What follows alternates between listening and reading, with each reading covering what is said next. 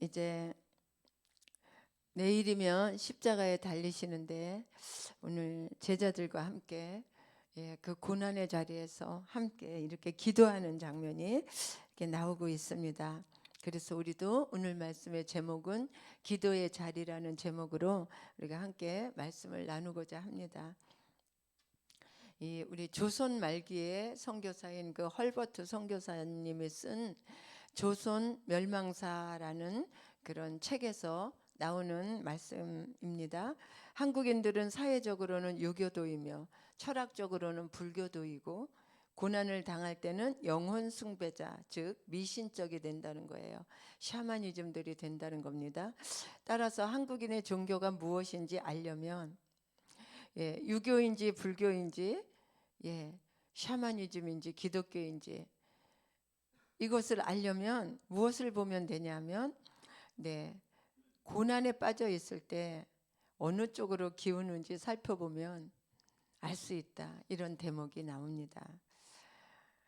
그렇습니다, 여러분. 우리가 고난에 빠져 있을 때, 우리가 고난을 당할 때 그 사람이 믿는 진짜 믿음이 무엇인지 알 수 있다는 이 말은 시간이 지난 지금도 여전히 똑같이 유효하다고 생각합니다. 사람들은 고난을 당하면 어떤 사람은 주님께 더 나와서 주님께 딱 붙어갖고 죽기 살기로 기도하는 사람이 있는가 하면은 어떤 사람은 고난이 딱 오면은 시험에 들어요. 그리고 낙심하고 절망하고 하나님은 내게 왜 이런 고난을 주셨을까 하면서 그런 사람들이 있지요. 아무리 과학적이고 이성적이고 또 고상하고 어떤 종교에 심취해 있다 할지라도 그 고난을 다하는 그 모습을 보면 그의 믿음, 진짜 믿음이 어떤 것인지 우리가 알 수 있습니다. 그런 의미에서 오늘 본문은 고난을 대하는 그리스도인의 올바른 모습과 그렇지 못한 모습을 이렇게 대조해서 잘 보여주고 있어요. 오늘 본문에 나오는 예수님의 모습을 통해서 고난을 대하는 우리의 모습은 어떠해야 하는지 한번 깊이 묵상하고 생각하는 시간 되기를 축원합니다. 그리스도인은 이 어려운 고난을 당할 때 어디에 있어야 되느냐? 기도의 자리에 있어야 됩니다.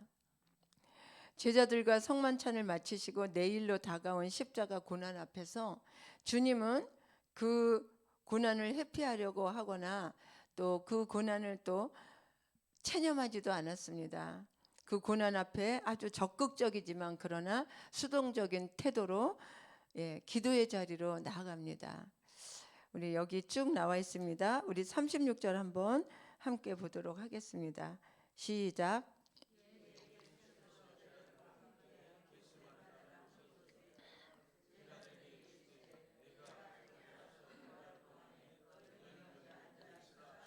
네.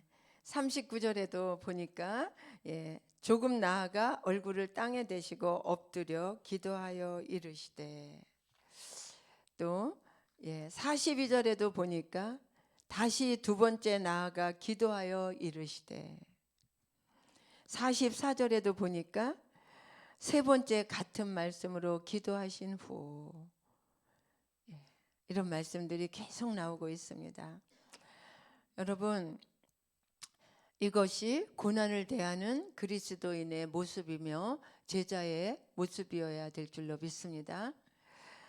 하지만 자신이 창조한 피조물인 인간에게 멸시와 조롱을 받고 최악의 고통을 당해야 하는 그 상황 앞에서 그 누구라도 그 상황을 직면하기 정말 어렵지 않겠습니까? 어떻게 직면을 하겠습니까? 그 상황을.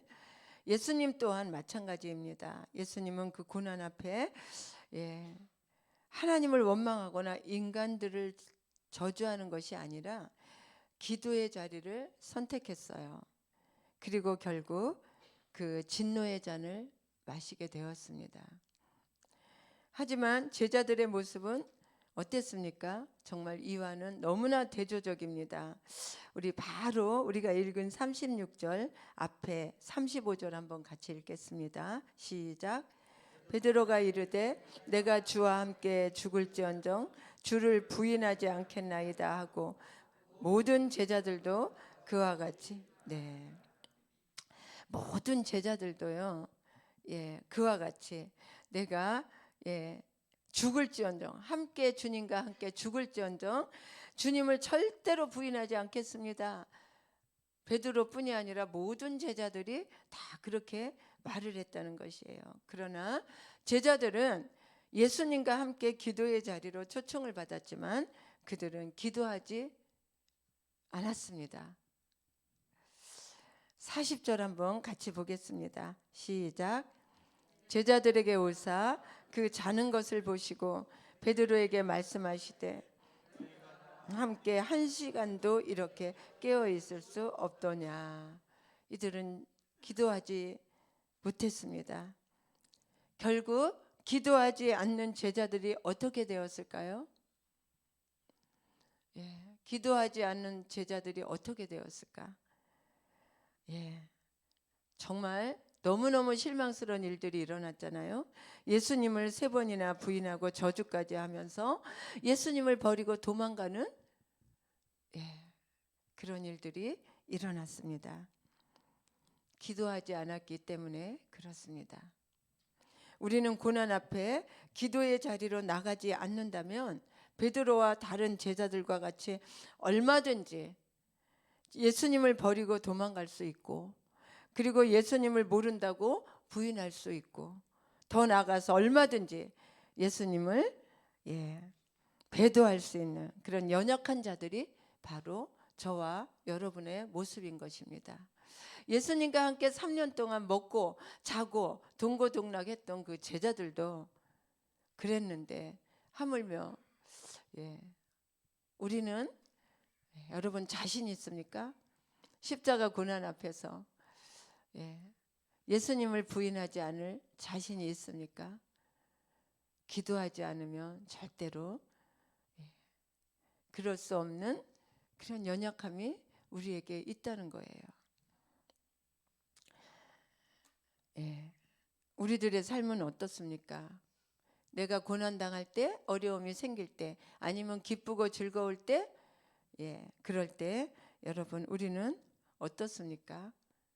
여러분 이 새벽에, 오늘 이 새벽에 정말 기도의 자리로 잘 오셨습니다.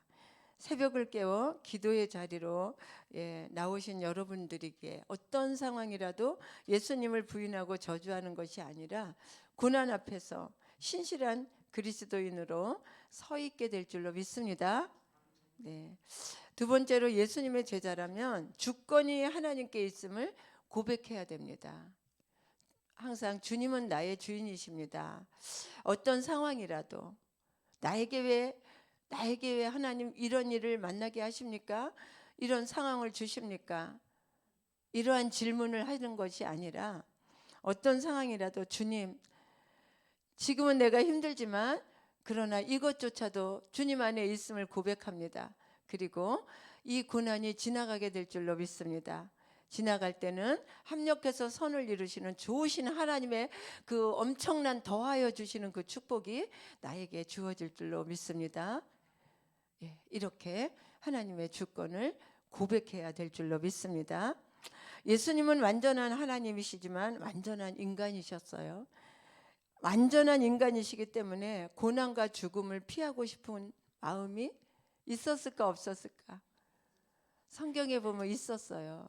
정말 당연히 있습니다. 왜냐하면 완전한 신성이지만 완전한 인성을 가지신 분이시기 때문이에요. 그래서 주여 할 만하시거든 이 잔을 나에서 지나가게 하여 주옵소서. 그렇게 기도했던 거예요. 얼마나 피를 짜내는 그런 고난과 그런 고통이 있었겠습니까? 하지만 예수님은 자신을 이 땅으로 보내신 성부 하나님의 주권을 인정하기 때문에 십자가의 죽음까지 순종하셨던 거예요. 할 만하시거든 이 잔을 내게서 지나가게 하옵소서. 그러나 내 뜻대로 마시고 아버지의 뜻대로 하십시오. 주님의 주권을 인정하고 죽음까지 순종하셨던 겁니다.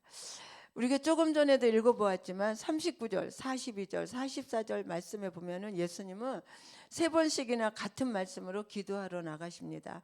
십자가라는 최악의 고난 앞에 내 뜻과 내 마음이 아니라 나의 주권자가 되시는 하나님께 그 모든 것을 의탁하는 기도를 드렸어요.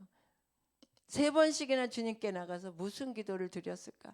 하나님, 나 십자가 지기 너무 무서워요. 너무 힘들어요. 막 이러면서 그런 기도를 드렸을까요? 아닙니다. 주권자가 되시는 하나님께 의탁하는 기도를 드렸어요.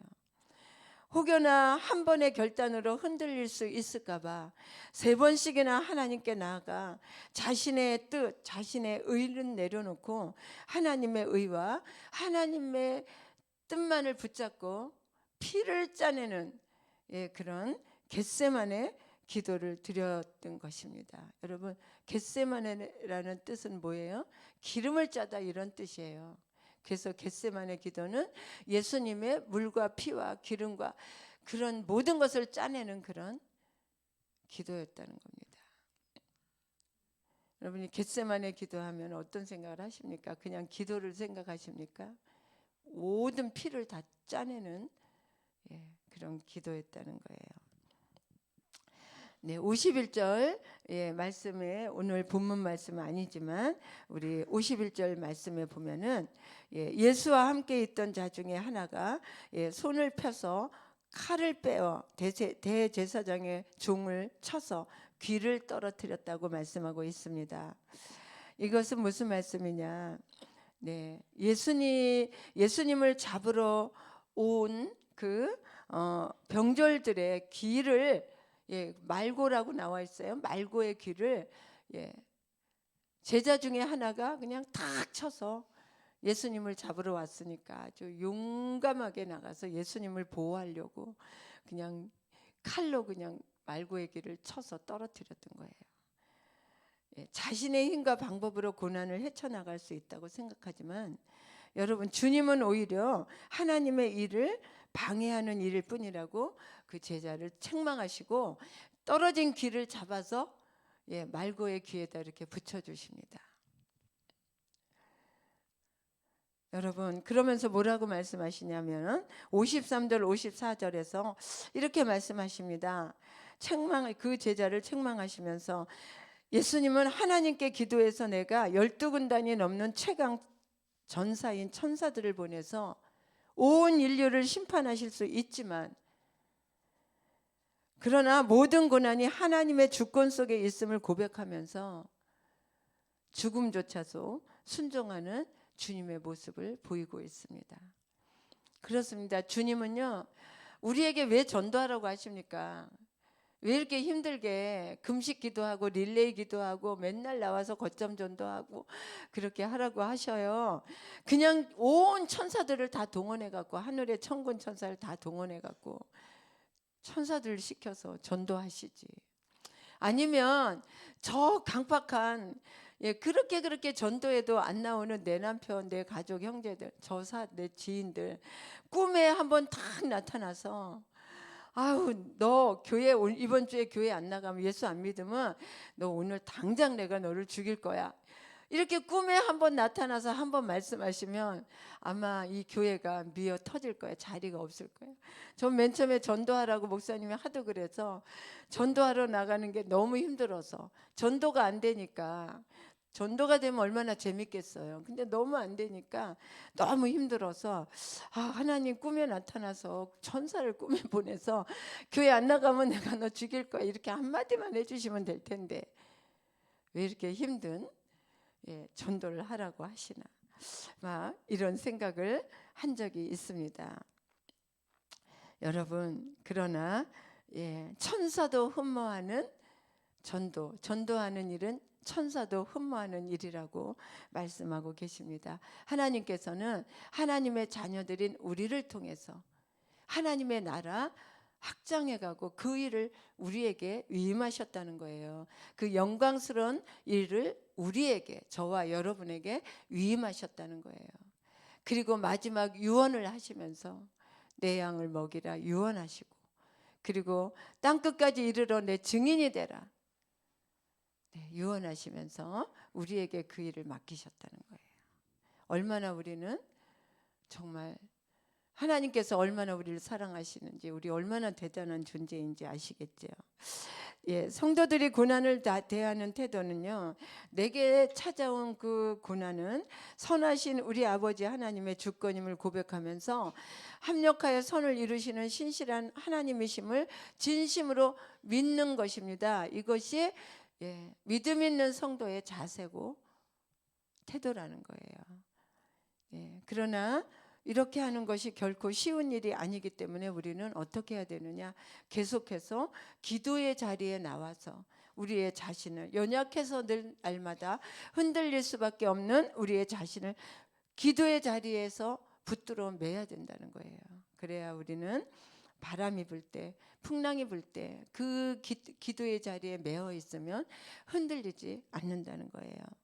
우리는 어떤 고난 앞에서도 영혼 숭배나 미신적이거나 그러고 기복적인 신앙으로 우리는 전락하지 말아야 될 줄로 믿습니다. 가장 좋은 것을 주시는 선하신 하나님을 바라보면서 그 말씀대로 순종해야 될 줄로 믿습니다. 결론입니다. 고난을 당하는 그리스도인의 태도와 자세는 어떠해야 하는지 예수님의 겟세마네 기도를 통해서 우리는 배웠습니다. 첫째는 기도의 자리에 있어야 하고, 두 번째는 주권이 하나님의 있음을 고백하는 그런 신앙, 그런 믿음의 자세가 있어야 합니다. 이 두 가지 자세를 통해서 우리의 믿음이 얼마나 건강한지 드러날 것이고, 고난을 통해 선하신 우리 하나님을 만나게 되고 경험하고 체험하게 될 줄로 믿습니다. 더 나아가서는 부활의 영광을 우리는 경험하게 될 것입니다. 기도의 자리는 곧 부활의 자리와 연결되는 거예요. 아멘이시죠? 오늘 이 새벽 기도의 자리에 나오신 여러분들을 통해 하나님의 나라는 더 왕성하게 이루어질 것이고, 여러분들의 기도의 자리가 바로 천국문을 여는 행복의 자리인 줄로 믿습니다. 이제 월요일부터 시작하는 우리 다니엘 새벽 기도에 여러분 꼭 나오셔서 나만 이 영광스러운 자리에, 이 천국문을 여는 이 기도의 자리에 나만 오는 것이 아니라 내 지역 식구, 목장 식구 다 권면해서 다 같이 기도의 잔을 채우시기를 주의 이름으로 축원을 드립니다. 오늘 이 아침에 묵상해 볼 말씀은, 내가 오늘 주님을 위해 깨어서 기도해야 할 것이 무엇인가? 주님, 고난의 주님을 생각하면서, 왜 십자가에 달렸는가를 생각하면서, 내가 그분을 위해서 너희가 나와 같이 한시도 깨어 있을 수 없느냐 말씀하신 주님의 음성을 듣게 되기를 축원합니다. 그래서 내가 오늘 주님과 함께 깨어 기도할 것이 무엇인가를 묵상하시기 바랍니다. 두 번째로는 주의 십자가로 구원받은 내가 오늘 깨어서 구원을 위해 기도할 그 영혼은 누구인가? 그리고 그의 구원을 위해서 내가 오늘 실천할 것은 무엇인가? 오늘 이 아침에 묵상하는 이 새벽 되기를 주의 이름으로 축원을 드립니다. 아멘. 우리 기도하겠습니다. 하나님